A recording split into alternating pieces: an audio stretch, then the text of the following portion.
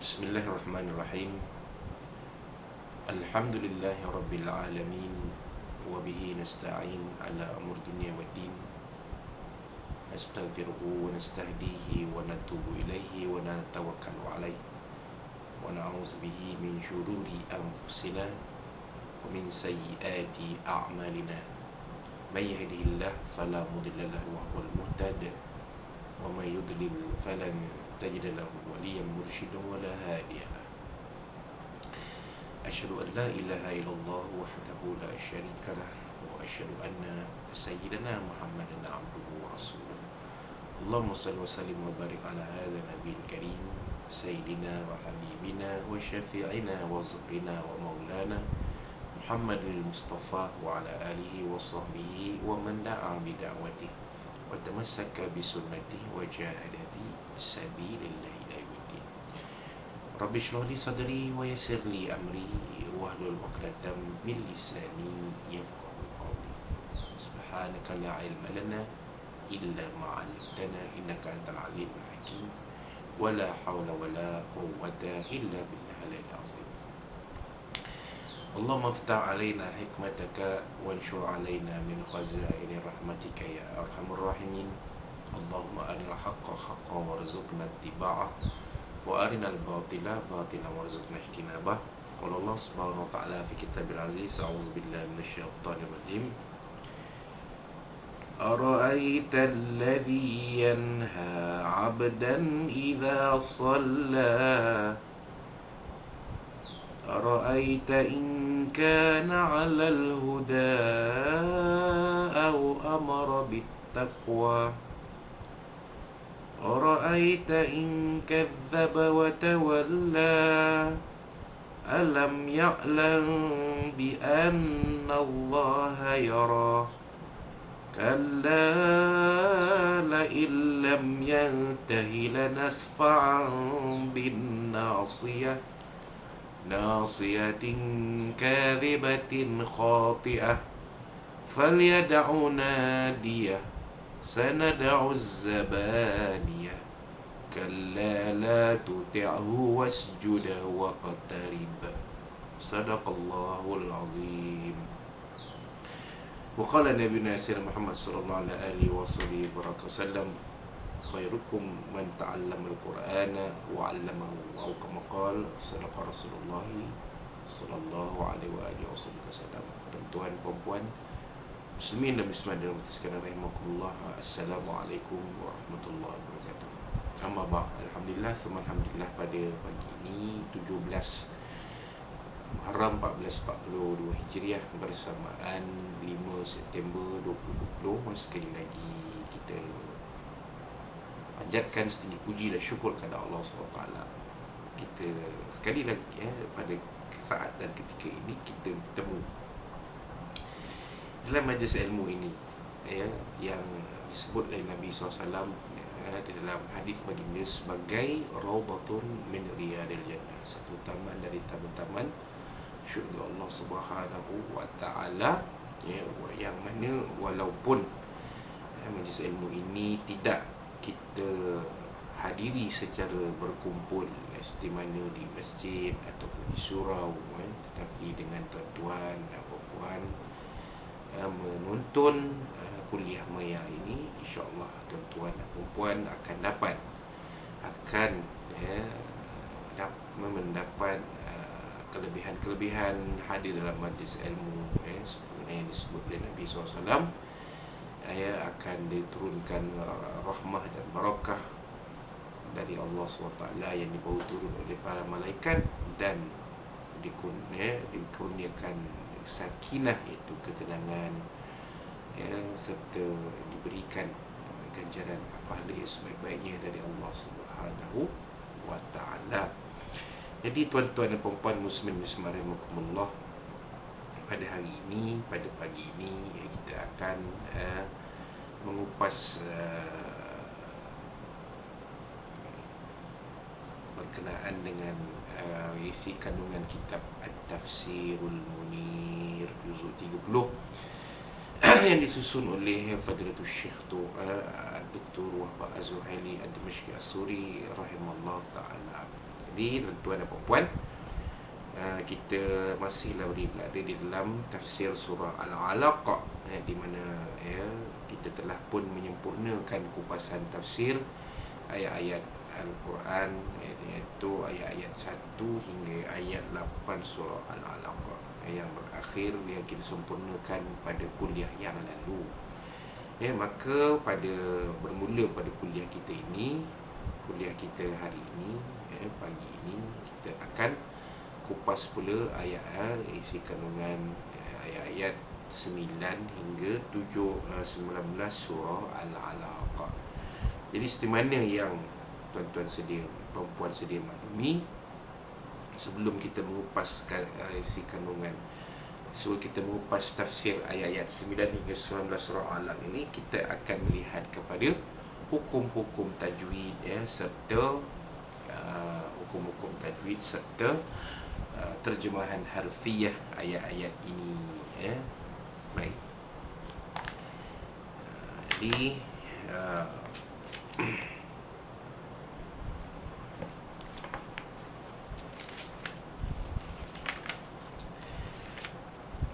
surah Al-Alaq ini tuan-tuan, ayat yang bermula ayat yang ke-9, iaitu alam ara'aital ladzi yanha. Ayat ke-9, ara'aital ladzi yanha. Jadi ara'aita bermula dengan kalimah ara'aita. Ra itu kita baca tebal, iaitu tafkhim. Kenapa? Apa makna tafkhim? Tafkhim maknanya tebalnya huruf ra itu dibaca. Kerana apa? Kerana huruf ra ini berbaris di atas. Kemudian alladhi itu alif lam syamsiyah, kerana adanya sabdu pada huruf alif lam tersebut, alladhi. Kemudian dhi itu mad asli. Yanha, apa dia yanha? Iaitu nun mati jumpa ha. Nun mati jumpa ha, hukum dia izhar halqi. Apa makna izhar halqi? Nyatakan bunyi nun mati yang bertemu dengan huruf ha. Jadi huruf ha adalah salah satu dari huruf-huruf izhar halqi. Makna izhar menyatakan, halqi huruf-huruf yang dinyatakan nun mati ini, huruf-huruf yang bertemu dengan nun mati yang dinyatakan bunyi ini, huruf ini semuanya datang dari tempat keluar dari halqum, suatu disebut halqi. Ha, yanha, ha itu mad tabi'i. Kenapa? Ada pada tulisan, tiada pada tulisan, ada pada bacaan. Maka harakatnya 2 harakat sahaja. Ayat yang ke-10 tuan-tuan, abdan idza shalla, abdan, abdan, huruf ba mati di tengah kalimah, hukumnya qalqalah surah, dilantunkan bunyi ba mati itu dengan lantunan yang kecil sahaja. Abdan, abdan, ada lantunan tapi tidak kuat. Abdan, abdan idza shalla, dal alif mati di atas, dal alif 2 di atas dan tanwin pada huruf dal itu bertemu dengan huruf hamzah pada idza, maka hukumnya adalah izhar halqi. Bila nun mati atau tanwin bertemu dengan huruf hamzah, maka hukumnya izhar halqi, dinyatakan bunyi tanwin yang bertemu dengan huruf hamzah ini. Idza, nadza itu mad asli, 2 harakat panjangnya. Shalla, la itu pun sama, seperti ayat ha pada ayat sebelumnya, iaitu apa tuan-tuan? Mad tabi'i. Namun demikian, ianya berlaku apabila kita wakafkan ayat 10 ini. Kalau kita teruskan, jadilah hukum lain, iaitu mad jaiz munfasil. Kenapa tuan-tuan? Kerana Shalla, la itu huruf mad pada la itu bertemu dengan huruf hamzah pada ayat selepasnya, itu ayat yang ke-11, iaitu kalimah huruf hamzah pada kalimah ara'aita. Baik. Ayat yang ke-11, ara'aita in kana 'alal huda, sama ara'aita pada ayat ke-11 ini sama seperti ara'aita pada ayat yang ke-9. Hukumnya satu saja, itu tafkhim pada huruf ra yang dibaca tebal, berbaris di atas tu dibaca tebal. In kana 'alal huda, in nun mati bertemu dengan kaf, nun mati bertemu dengan kaf, nun mati pada in bertemu dengan kaf pada kana.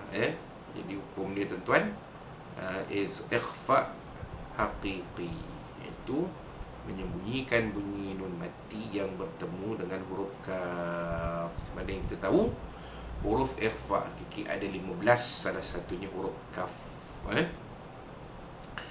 Kana, mana huruf nun mati ini disembunyikan. Mana ikhfa tu menyembunyikan bunyi nun mati yang bertemu dengan huruf kaf ini beserta dengung.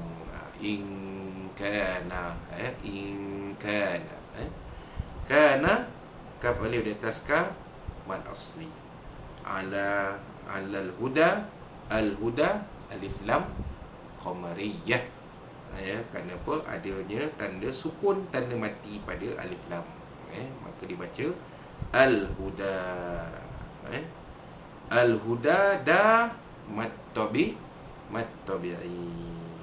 Sekira apabila diwakafkan, apabila diwasalkan, maka jadilah seperti mana pada ayat awal ayat 11 itu, mad pada da itu bertemu dengan hamzah pada kalimah pada ayat 12, iaitu au. Jadi hukumnya mad jaiz munfasil, dibaca 4 atau 5 harakat. Ayat yang ke-12, au amara bit taqwa.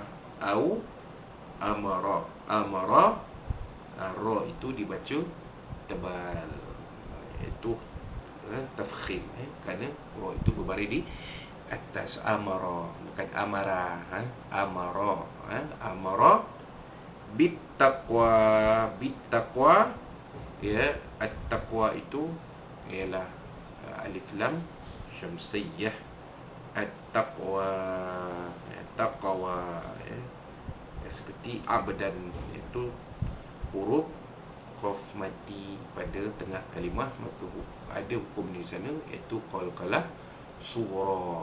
Dilantunkan bunyi qaf itu kecil sahaja, tidak kuat. Kemudian at-taqwa wa itu sama macam huda, mad tabi'i apabila waqaf, mad jaiz munfasil apabila disambung atau wasal bacaan. Kerana ayat yang ke-13, ara'aita in kadzdzaba wa tawalla, ara'aita, lagi sekali kita jumpa, maka alif pada ara'aita itu bertemu dengan huruf mad pada bit taqwa, maka jadilah bit taqwa itu mad jaiz munfasil bacaannya, panjang 4 atau 5 rakaat.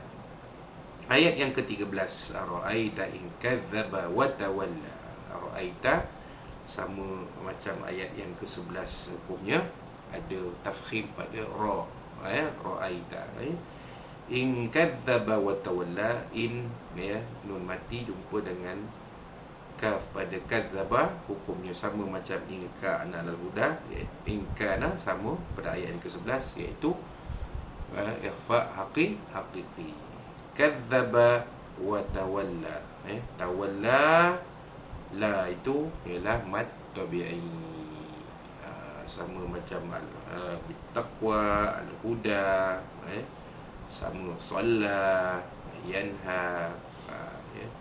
Bila diwakafkan, jadi dia mad tabi'i. Kalau wasal, jadilah mad jaiz munfasil. Ayat yang ke-14, alam ya'lam bi anna Allah yara. Alam, lam ya'lam, mim mati pada lam bertemu dengan ya pada ya'lam, iaitu izhar syafawi. Ya, menyatakan bunyi nun mati yang bertemu dengan semua huruf melainkan huruf mim dan huruf ba. Ya, jadi bertemu huruf ya, maka jadilah ya ikhfa izhar syafawi. Ya, ya'lam bi anna Allah yara. Ya'lam bi an, ya, mim mati bertemu dengan huruf ba pada huruf mim mati pada ya'lam bertemu dengan huruf ba pada bi anna. Hukumnya tuan-tuan, hukumnya ialah ikhfa syafawi. Ikhfa syafawi. Ya, mim mati bertemu dengan ba, ikhfa syafawi. Disembunyikan bunyi mim mati yang bertemu dengan huruf ba. Kenapa syafawi? Kerana penyembunyian itu melibatkan pergerakan dua bibir. Ya'lam bi anna. Jadi itu jelas kat situ. Bi anna iaitu wajibul gunnah. Wajibul gunnah. Jadi dengungkan bunyi nun mati, nun tasydid sebanyak pada kadar dua harakat. Bi anna Allah, ya Allah, ya, lafzul jalalah dibaca tebal, kerana huruf kalimah sebelumnya berbaris di atas. Bi anna Allah yara, ya, yara ada dua hukum. Satu, tafkhim pada ra dibaca tebal, ra beri atas, dan ra yara, ra itu mad tabi'i. Baik, ayat yang ke-15 terusnya, kalla la illam yantahi lanasfa'an bin nasiyah. Kalla, ya, lam alif di atas la man asli, la illam yantahi, la illam, ya, la illam nun mati bertemu dengan pada lain bertemu dengan huruf lam pada kalimah lam, iaitu idgham bila gunnah. Ya, idgham bila gunnah, masukkan bunyi nun mati ke dalam huruf lam tanpa dengung, la illam. Dan idgham ini juga dikenali sebagai idgham kamil. Idgham kamil, idgham kamil, idgham yang sempurna. La illam, la illam yantahi, mim mati bertemu dengan ya, itu izhar syafawi, menyatakan mim mati bertemu dengan huruf ya, izhar syafawi. Lam yantahi, yantahi nun mati bertemu dengan ta. Dia tuan-tuan, nun mati bertemu dengan ta, iaitu ikhfa haqiqi. Nun mati bertemu huruf ta, letaklah satu huruf ikhfa haqiqi. Jika disembunyikan bunyi nun mati bertemu dengan huruf ta ini dengan dengung. Yantahi lanasfa'an bin nasiyah, lanasfa'an bin nasiyah. Ya, apa dia? Iaitu pada ain dua di atas an itu, tanwin pada an itu bertemu dengan bin nasiyah, ya, dengan ba pada kalimah bin nasiyah. Apa dia hukumnya? Iqlab. Ya, membalikkan bunyi, membalikkan tanwin yang bertemu dengan huruf ba ini, membalikkan bunyinya kepada bunyi seakan-akan bunyi mim. Iqlab, dan dengung, dan nasfa'an bin nasiyah. La illam yantahi lanasfa'an bin nasiyah. Jadi ada dengung di situ. Sebab itulah pada perkataan lanasfa'an tu ada mim saghir yang mengganti salah satu baris pada tanwin pada an itu. Kenapa? Kerana tanwin itu bertemu dengan huruf ba, hukum dia iqlab. Itu makna iqlab, membalikkan. Membalikkan bunyi tanwin yang bertemu dengan huruf ba, jadi seakan-akan bunyi mim, huruf mim. Kemudian bin nasiyah, ya, alif lam nun itu alif lam syamsiyah, na iaitu mad asli, ya, jadi bin nasiyah, maka ta, ya, ta marbutah pada ta bulat pada nasiyah itu ditukar bunyi kepada huruf bin nasiyah. Asalnya bin nasiyati, kita tak baca bin nasiyati, kita matikan bin nasiyah. Kemudian ayat yang ke-16, nasiyatin kadhibatin khati'ah. Nasiyah ana man asli, siyatin kadhibah, tanwin pada ta marbutah, ta bulat pada nasiyah itu bertemu dengan huruf kaf, maka hukumnya ikhfa hakiki, menyembunyikan bunyi tanwin yang bertemu dengan huruf kaf berserta dengung. Kadhibatin khati'ah, ka tu mat tabi'i, ada pada bacaan, tiada pada tulisan. Kadhibatin, dua harakat juga sama, mat tabi'i itu dua harakat juga.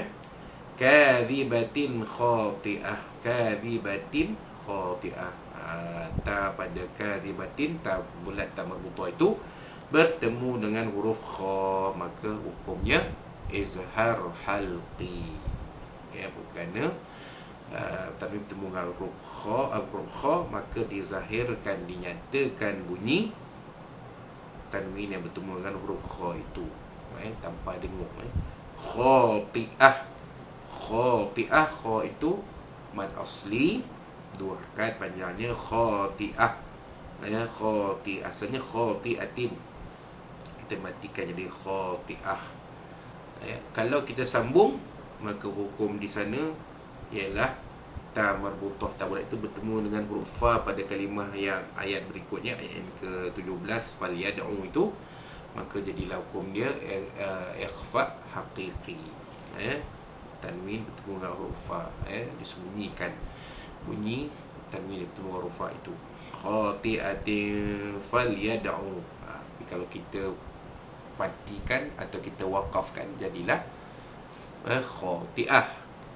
Ayat yang ke-17, faliyad'u nadiyah, faliyad'u nadiyah, ud'u, falyad'u, dal mati di tengah kalimah itu, hukum dia qalqalah sughra, faliyad'u nadiyah, na itu mad asli, nadiyah, itu ha itu kita matikan ni dia. Kalau sambung, maka hu itu bertemu dengan sanada'u, hu itu ada hukum dia, iaitu mad silah qasirah, dua harakat saja. Itu ada tanda waw kecil di sebelah hu itu, nadiyah, falyad'u nadiyahu sanada'u, gitu. Kalau kita wakafkan, falyad'u nadiyah. Ayat yang ke-18, sanada'u zabaniyah, sanada'u, sama macam falyad'u, dal mati di tengah kalimah, hukum dia qalqalah surah, dilantunkan bunyi dal mati itu dengan kecil sahaja, dengan bunyi lantunan kecil sahaja, falyad'u nadiyah, sanad'u zabaniyah, gitu. Az-zabaniyah, alif lam zai itu alif lam syamsiyah, az-zabaniyah jadi sabdu pada huruf zai itu, zaba, ba itu mad asli, niyah, kalau kita wakafkan az-zabaniyah, kalau kita sambung az-zabaniyata kalla, itu beza dia, kerana huruf ta itu ta bulat atau ta marbutah, bila mati dia bertukar menjadi, bila wakaf bertukar dia menjadi huruf kita baca az-zabaniyah, bersambung az-zabaniyata kalla. Dan ayat yang terakhir sekali, ayat ke-19, kalla, lam alif di atas la, itu mad asli, la lagi sekali mad asli, tuti'hu, tuti'hu, di sini tidak ada hukum apa-apa, tuti'hu, wasjud, wasjud, wasjud, ni dia, dal mati di ujung kalimah, maka dibunyikan qalqalah kubra, wasjud, dia kena lantunan itu besar, wasjud,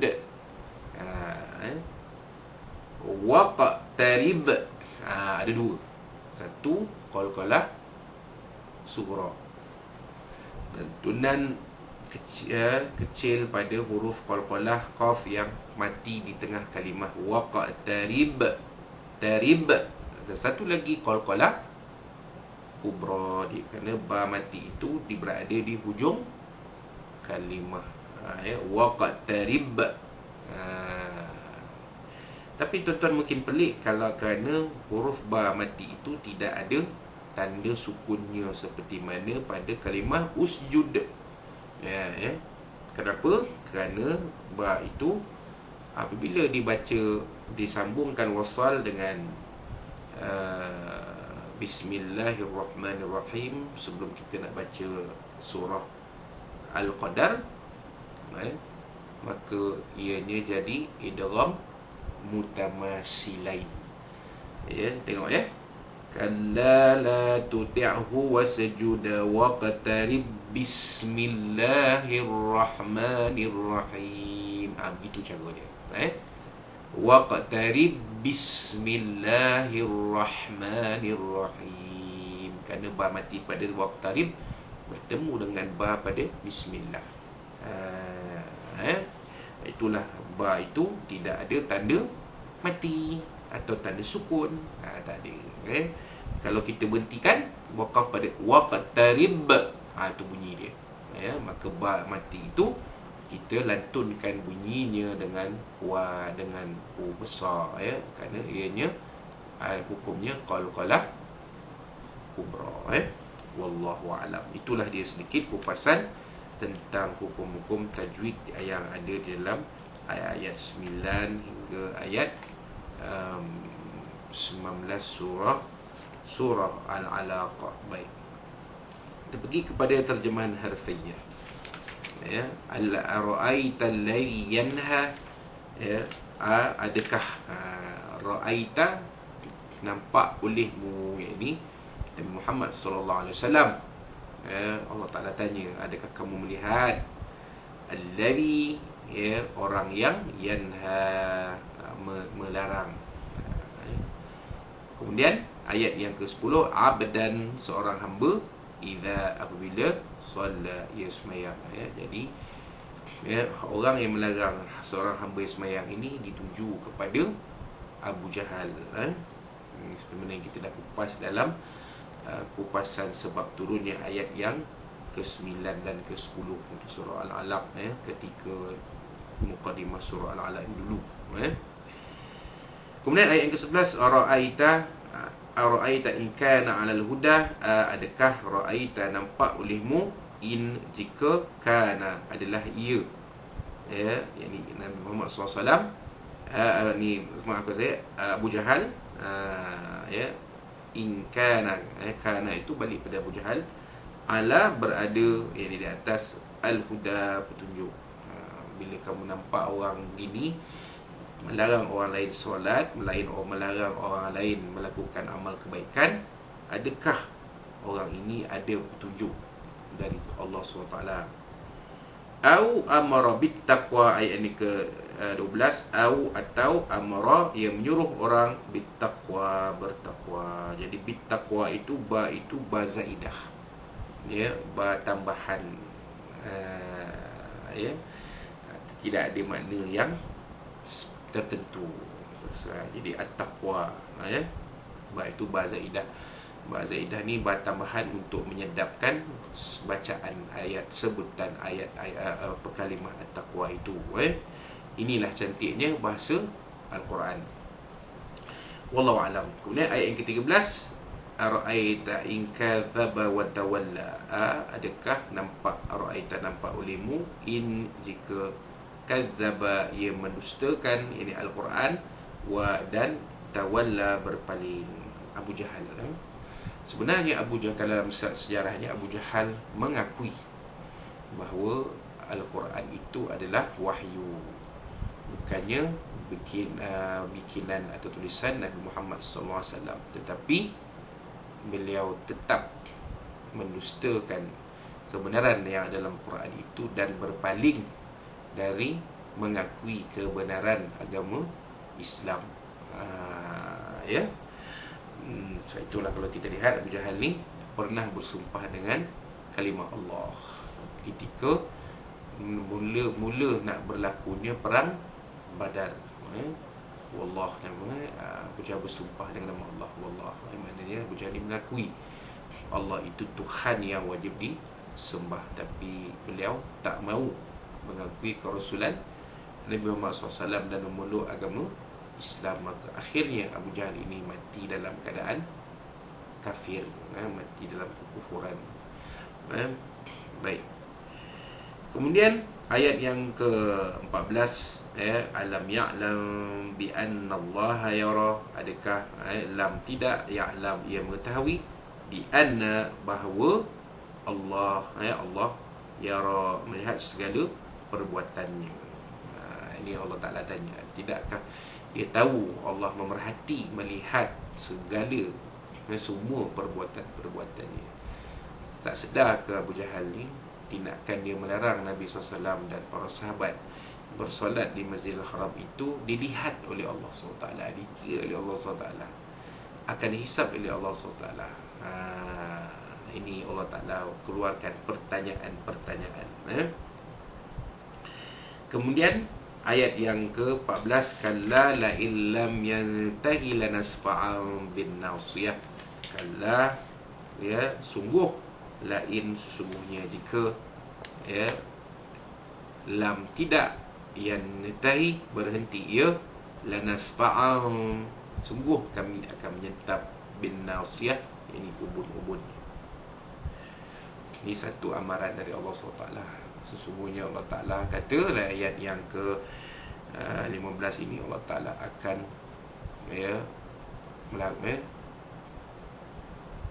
bertindak kasar terhadap orang-orang yang seperti Abu Jahal ini, kalau Abu Jahal tidak menghentikan perbuatan jahatnya. Menyentap ubun-ubun ni adalah satu kiasan kepada tindakan keras dari Allah SWT. Apa dia tuan-tuan? Nasiyatin karibatin khati'ah. Ayat ini ke-16. Nasiyah, ubun-ubun, karibah, orang yang berdusta, khati'ah, yang bersalah. Ini dia, satu kiasan dari Allah SWT. Berkaitan Abu Jahal ni sudahlah berdusta, berdusta di hadapan kaumnya dan tidak mengaku bahawa perbuatan itu perbuatan yang salah. Dia tak mempertahankan benang yang basah dengan menggunakan kenyataan-kenyataan bohong, kenyataan-kenyataan yang tidak benar. Maka Allah Ta'ala akan bertindak kasar, keras terhadap Abu Jahal ini, menggunakan perkataan yantahi lanasfa'an bin nasiyah. Allah Ta'ala akan gentap ubun-ubun Abu Jahal ini. Ini tindakan yang keras lah.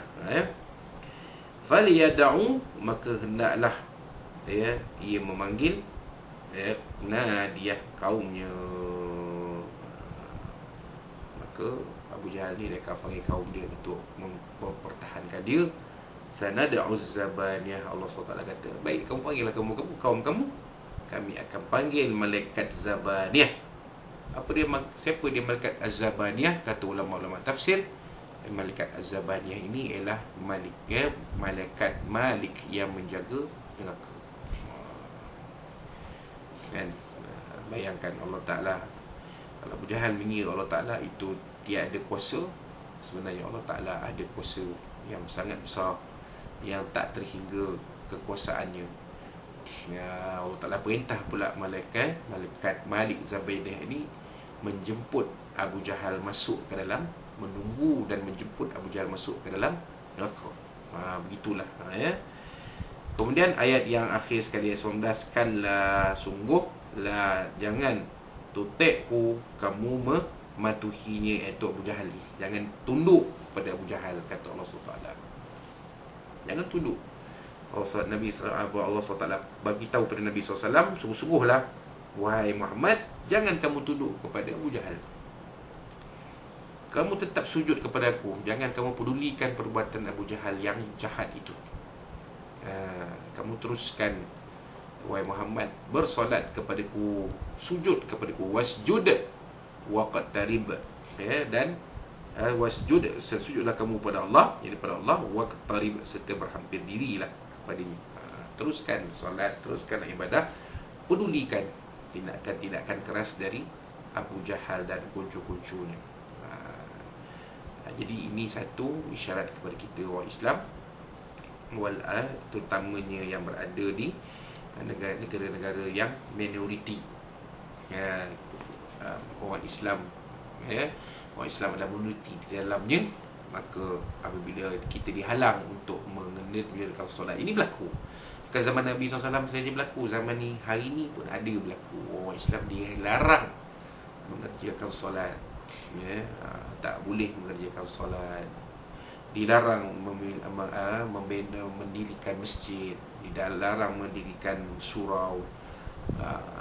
Maka bila berlaku halangan-halangan ni, kata Allah SWT dalam ayat akhir surah Al-Alaq ni, teruskan, jangan kamu pedulikan halangan-halangan tu, teruskan perjuangan kamu nak mendaulatkan ajaran Islam, nak mengamalkan ajaran Islam, nak mendaulatkan ajaran Islam. Teruskan kamu sujud kepada Allah dan hampir kepadanya, beribadah kepada Allah Subhanahu wa ta'ala. Jangan kamu takut untuk mengamalkan ajaran Islam, kerana Allah SWT pasti melindungi kita yang taat kepada ajaran Allah Subhanahu wa ta'ala. Jadi itulah sedikit kupasan terjemahan harfiah, dan juga sebelum tadi hukum-hukum tajwid ayat 9 hingga ayat 19 surah Al-Alaq. InsyaAllah pada kuliah kita akan datang, kita akan mulakan kupasan tafsir ayat 9 hingga ayat 19 surah Al-Alaq ni, di bawah tajuk beberapa gambaran golongan tirani, ini orang-orang yang melampaui batas dan nyanyi buruk pada mereka, iaitu bermula pada muka surat 316. InsyaAllah nazil Allah SWT kita akan bertemu pada kuliah kita yang akan datang, InsyaAllah nazil Allah SWT. Jadi itulah dia sikit sebanyak apa kita boleh kongsikan pada pagi ini. Mudah-mudahan sebab usia pada dunia dan manfaat untuk kita bersama. Boleh kita jadikan panduan kehidupan kita yang sementara ini bersama suami, isteri, anak-anak kita. Mudah-mudahan kehidupan yang ada ini akan bahagia dan membawa kepada kehidupan yang bahagia di akhirat nanti. Dan kalau dan sekiranya ada apa-apa di dalam kuliah pagi ini yang mungkin tak berapa kena, mungkin tak berapa cantik, mungkin ada perkataan yang pada tuan-tuan perempuan kasar, saya lontarkan, maka saya yang menyinggung perasaan tuan-tuan dan perempuan, saya mohon maaf ya Allah SWT, dari Nabi SAW, dari tuan-tuan dan perempuan sekalian. Allah Rasulullah wa aku lupa leza zawfa azmi walakum. Dan kita akhiri kuliah kita pagi ini dengan tasbih al-Qur'an satu asbih. A'udzu billahi minasyaitonir rajim. Bismillahirrahmanirrahim. Alhamdulillah rabbil alamin wa bihi nasta'in wassalatu wassalamu ala asyrafil anbiya'i wassalamu ala Muhammadin wa alihi. Allahumma arhamna bi hadzal wa tafadhal bi tafawwusma. Allahumma inna al-kafinuhu li'adai wa na'udzuka min syururihim. Allahumma badil syamlahu wa farik jama'u wa syatik wa tu'azazai adam wa sallim kilabi. Ya Qahhar, Ya Jabbar, ya Allah, Ya Allah, Ya Allah. Allah minzil kitab wa minzil wa'azmul ahzab. Yazid wa sallallahu alaihi wa sallam. Rahimahum Rabbana zidna wa zawfa ma yakbar. Rabbana atina fid dunya hasanah wa fil akhirati hasanah wa qina azabannar. Rabbana 'alaika tawakkalna wa ilaika anabna wa ilaikal masir. Rabbana taqabbal minna du'ana wassalamu alaikum wa liqa'ana wa amalan hadha al-yawm mubarak min sharri muharram al-barak innaka samil alim. Tub lana ya maulana in tatamhid lana fiha asma wa fiha sama da'wana alhamdulillah rabbil alamin. Taqabbalallahu minkum minkum taqabbal karim billahi wa tawfiq. Wassalamu alaikum warahmatullahi wabarakatuh.